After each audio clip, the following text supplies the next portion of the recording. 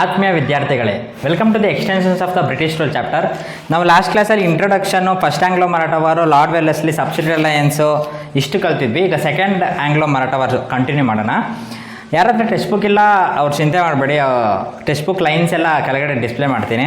ಆಮೇಲೆ ಈ ವಿಡಿಯೋ ಇಷ್ಟ ಆದರೆ ಒಂಚೂರು ಲೈಕ್ ಕೊಟ್ಬಿಡಿ. ಓಕೆ, ಸ್ಟಾರ್ಟ್ ಮಾಡೋಣ. Second Anglo Maratha war 1803 to 1805. The difference among the Maratha chieftain was the reason for this war. ಅಂದರೆ ಮರಾಠಸದಲ್ಲಿ ತುಂಬ ಫ್ಯಾಮಿಲಿಗಳಂತ ಇದ್ದರು. ಅದೇನಂತ ಮುಂದೆ ಗೊತ್ತಾಗುತ್ತೆ.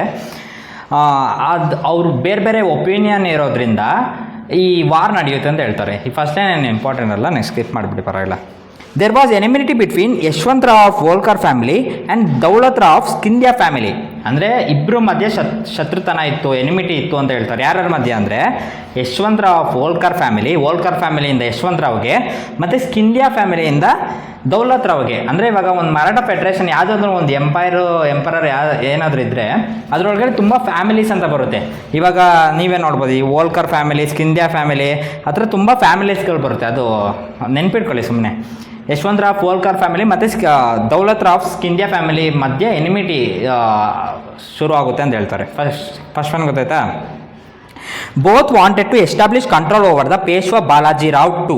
ಅಂದರೆ ಇಬ್ಬರು, ಅಂದರೆ ಯಶವಂತರಾವ್ ಹೋಲ್ಕರ್ ಫ್ಯಾಮಿಲಿ ಮತ್ತು ದೌಲತ್ ರಾವ್ ಸ್ಕಿಂದ್ಯಾ ಫ್ಯಾಮಿಲಿ ಇಬ್ರಿಗೂ ಈ ಪೇಶ್ವಾ ಪೋಸ್ಟ್ ಬೇಕಾಗಿತ್ತು ಅಂತ ಹೇಳ್ತಾರೆ. ಪೇಶ್ವಾ ಪೋಸ್ಟ್ ಇವಾಗ ಯಾರ ಹತ್ರ ಇದೆ? ಬಾಲಾಜಿ ರಾವ್ ಟು ಹತ್ರ ಇದೆ. ಓಕೆನಾ?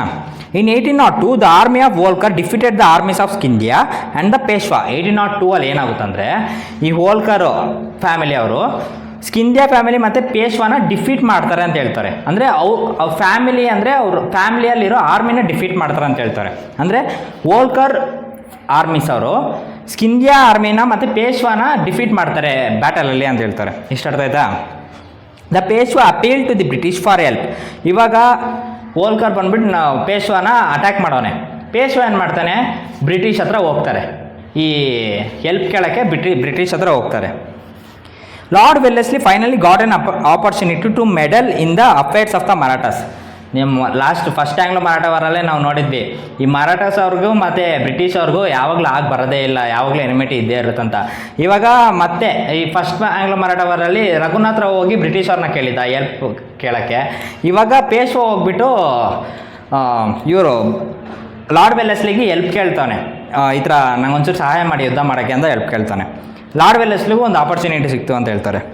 The Peshwa entered the subsidy alliance system by accepting the treaty of basin. Peshwa ಏನು ಮಾಡ್ತಾನೆ? ನೀನು ನಂಗೆ ಸಹಾಯ ಮಾಡಿದ್ರೆ ನಾನು ನಿಮಗೆ ಒಂದು ಸಬ್ಸಿಡಿ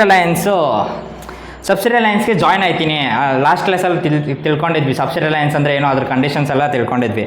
ಪೇಶ್ವಾ ಏನು ಮಾಡ್ತಾನೆ? ಸಬ್ಸಿಡಿ ಅಲಯನ್ಸ್ಗೆ ಎಂಟರ್ ಮಾಡ್ತಾನೆ ಅಂತ ಹೇಳ್ತಾನೆ. ಆಮೇಲೆ ಟ್ರೀಟಿ ಆಫ್ ಬೆಸಿನ್ ಬಿಟ್ಕೊಂಡು ಕೊಡ್ತಾರೆ ಅಂತ ಹೇಳ್ತಾರೆ. Other Maratha families like Holkar, Gwalior and Bhonsle formed an alliance opposing this treaty. ಬೇರೆ ಮರಾಠ ಫ್ಯಾಮಿಲೀಸ್ ಅವರು ಯಾರ್ಯಾರಂದರೆ ಹೋಲ್ಕರು, ಗ್ವಾಲಿಯರು, ಬೋನ್ಸ್ಲೆ ಅವರೆಲ್ಲ ಒಂದು ಅಲಯನ್ಸ್ ಫಾರ್ಮ್ ಮಾಡ್ತಾರೆ. ಎಂದಕ್ಕೆ ಅಲಯನ್ಸ್ ಫಾರ್ಮ್ ಮಾಡ್ತಾರೆ ಅಂದರೆ ಈ ಟ್ರೀಟಿ ಆಫ್ ಬೆಸಿನ್ ಬಿಟ್ಕೊಂಡು ಕೊಡಲ್ಲ ನಾವು ಅಂತ ಅಲಯನ್ಸ್ ಫಾರ್ಮ್ ಮಾಡ್ತಾರೆ. ಅಂದರೆ ಇವಾಗ ಪೇಶ್ವಾ ಬಿಟ್ಕೊಂಡು ಕೊಟ್ಬಿಡ್ತೀನಿ ಅಂತ ಸೈನ್ ಹಾಕ್ಬಿಟ್ಟವನೆ, ಇವ್ರು ಬಿಟ್ಕೊಂಡು ಕೊಡಲ್ಲ ಅಂತ ಅಲಯನ್ಸ್ ಮಾಡೋರೆ. ಅರ್ಥ ಆಯ್ತಾ? Lord Wellesley defeated the armies of various Maratha families from 1803 to 1805. ಅಂದರೆ ಲಾರ್ಡ್ ವೆಲ್ಲೆಸ್ಲಿ ಯುದ್ಧ ಮಾಡ್ತಾನೆ ಬೇರೆ ಬೇರೆ ಮರಾಠ ಫ್ಯಾಮಿಲೀಸ್ ಇಂದ ಅವ್ರ ಜೊತೆ ಯುದ್ಧ ಮಾಡ್ತಾರೆ ಅಂತ ಹೇಳ್ತಾರೆ. 1803 ಇಂದ 1805ವರೆಗೂ ಯುದ್ಧ ಮಾಡ್ತಾನೆ ಅಂತ ಹೇಳ್ತಾರೆ. But his battle thirstiness increase the financial burden on the company. On being criticise for this policy, Lord Wellesley resign from his post and return to England. This resulted in temporary peace in the region ಅಂತ ಹೇಳ್ತಾರೆ. ಇವಾಗ ಯುದ್ಧ ಮಾಡಬೇಕು, ಎಲ್ಲದಕ್ಕೂ ಒಂದೊಂದು limit ಅಂತ ಇರುತ್ತಲ್ವ. ನೋಡಿ ಇವಾಗ ಏನಾಗುತ್ತಂದರೆ, ಇವಾಗ ಬರೀ ಯುದ್ಧ ಮಾಡೋದಂದರೆ ಹೋಗ್ಬಿಟ್ಟು ಒಬ್ಬನ ಸಾಯಿಸೋದು ಮತ್ತು ಹಂಗೆಲ್ಲ ಇಲ್ಲ.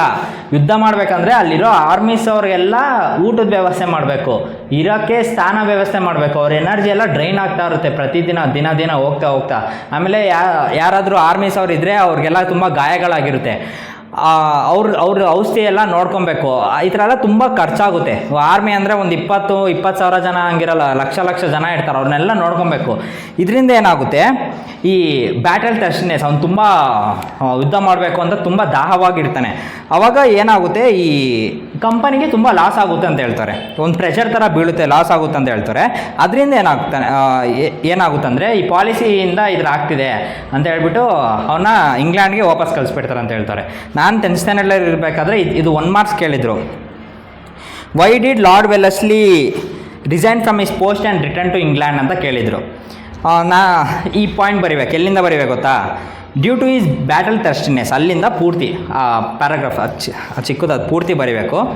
1 ಮಾರ್ಕ್ ಎಲ್ಲಕ್ಕೆ ಚಾನ್ಸಸ್ ಇದೆ. ಆಮೇಲೆ ಸೆಕೆಂಡ್ ಆಂಗ್ಲೋ ಮರಾಠವರ್ ಪೂರ್ತಿ ನೋಡ್ಕೊಳ್ಳಿ. ನೆಕ್ಸ್ಟ್ ಥರ್ಡ್ ಆಂಗ್ಲೋ ಮರಾಠವರ್ ಈ ವಿಡಿಯೋದಾಗ ಕಂಟಿನ್ಯೂ ಆಗಿರುತ್ತೆ, ಕಂಟಿನ್ಯೂ ಮಾಡಿ. Thank you.